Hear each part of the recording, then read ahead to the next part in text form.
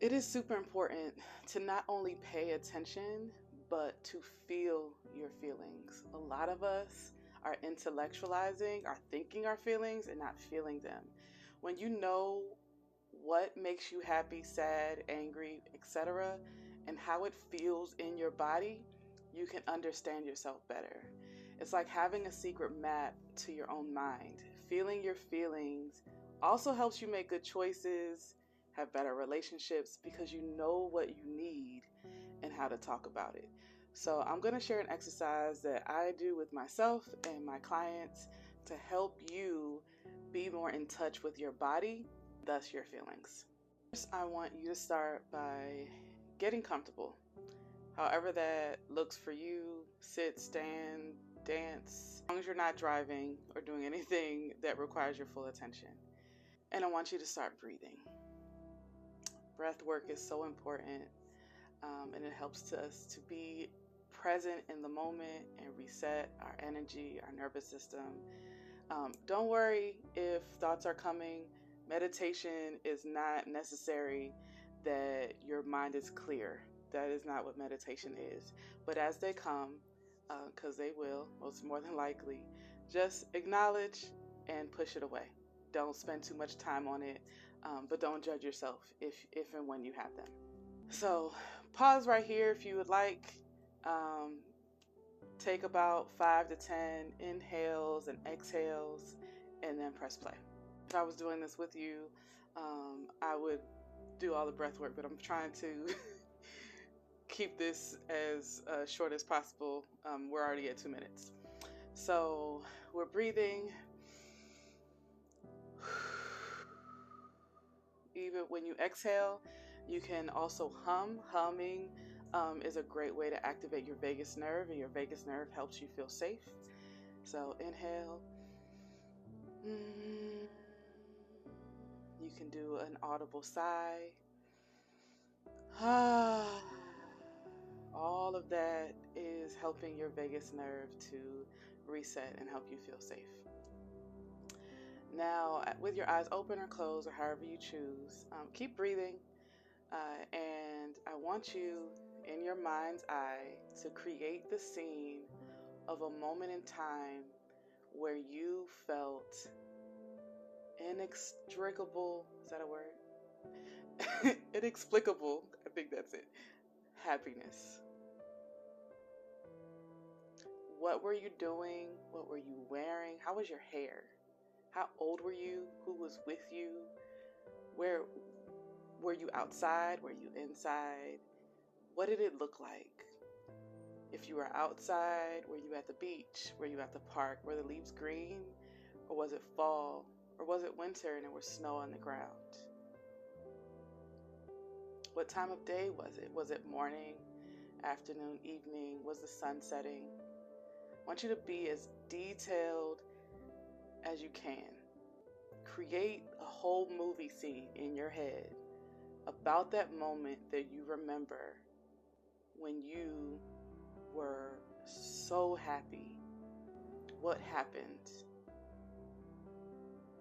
What was going on that caused you to feel that happiness? Now that you have that moment in your head, I imagine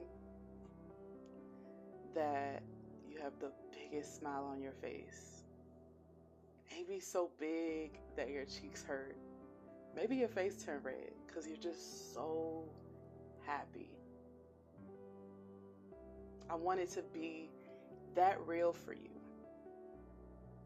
That you at this very moment feel like you are back in that moment. And when you've gotten to that place, I want you to scan your body from head to the bottom of your feet. Where are you feeling that feeling? Is it one place? Is it multiple places? But where are you feeling it? And what does it feel like? We just reverse engineered your feelings. Our minds are that powerful that we can just think and create the moment and create happiness, and create joy, create love, create peace, just in that moment. But likewise, when we're living our lives and these things are happening, we can take those steps and reverse it. Notice the feeling, notice the sensation that we're feeling, name it, even if you have to pull out a feelings wheel.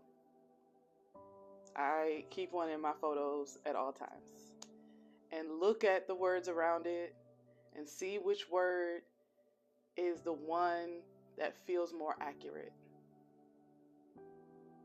and keep going until you get to that point where it's like, no, it's not really anger. Oh, it's disappointment. And then for extra credit, I want you to tell yourself, or journal, or tell a friend, what story are you telling yourself when you're experiencing that? Good or bad? Because we can do this. You can do this with a quote unquote negative emotion. I personally do not assign negative and positive to these. I know there are some that make feel good and there are some that feel bad, but I don't label anger as negative, because anger is necessary. Our feelings are messengers. The divine creator gave us this complex alert system in our bodies. Our nervous system is experiencing this before our brain does. Most of our experiences come through our nervous system, and our brain is then translating those feelings, guess what? Based on your past experiences. Doesn't mean that the current experience is exactly like that one, but because the feelings in our body are so similar, our brain is like, oh, it must mean that they don't like me. Because the last time I felt this is what that meant. And then you can ask yourself, is that really true? Now, when it comes to positive emotions, as long as the positive emotions are the happy, good emotions, as long as it's not harming you or anybody, don't question those. Because we do that. We'll accept the bad ones and we'll question the good ones. If there is no harm being done, stop questioning those feel-good emotions. Accept it. The bad ones, though, question it. Not question it in the sense of, this isn't what it is, but question it to see where the root is and what you need to do to bring yourself back into balance. Maybe you need to protect yourself, remove yourself from something. All of our feelings are connected to emotions. The emotion is the word. The feeling is the sensation. The emotion is the word, the label.